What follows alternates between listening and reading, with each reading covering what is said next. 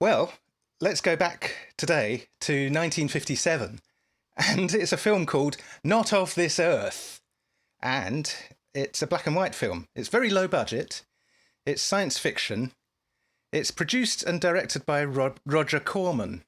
Now, it was originally the B part of a double feature along with Attack of the Crab Monsters.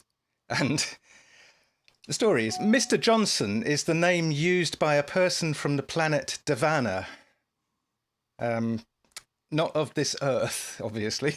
He has come to Earth by a matter transporter, and all the people on his planet have an incurable blood disease. We learn that it's possibly as a result of a nuclear war. Consequently, a few of them have come to Earth to look for blood, literally.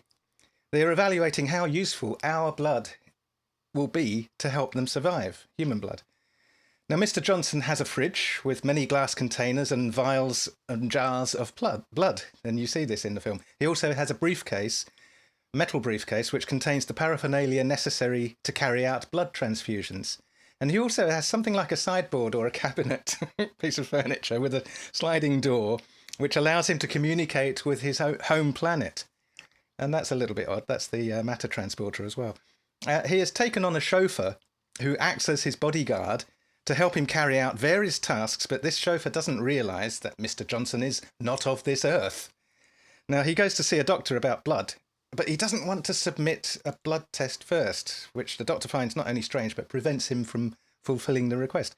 So soon Mr. Johnson does indeed go through with the blood test, and the doctor realises there's something very strange about his blood. But Mr. Johnson, being not of this earth, soon controls the mind of the doctor and stops him from discussing it with anyone. And Mr. Johnson realises that he could find homeless people who nobody would miss and drain their blood, and also a passing vacuum cleaner salesman who unfortunately falls to the same fate. Now, the police put these killings down to vampires. Yeah, as you would. Meanwhile, Mr. Johnson has hired the doctor's nurse, Nadine, at a salary unrealistically higher than she would have had from the doctor or from anywhere doing a similar job. A female from Davana, also not of this earth, suddenly appears on Earth, requesting an immediate transfusion from Mr. Johnson as she needs it. So Mr. Johnson and her break into the doctor's lab and steal some blood and do a transfusion. Unfortunately, the blood they steal was a sample infected by rabies. She later dies in a hospital. To keep him quiet, Mr. Johnson sends a creature to kill the doctor. Now, the creature is basically a flying or hovering creature, like a starfish or an octopus or a small umbrella or tea cosy. It flies up to the window, gets let in, and then lands on top of the doctor's head and smothers him.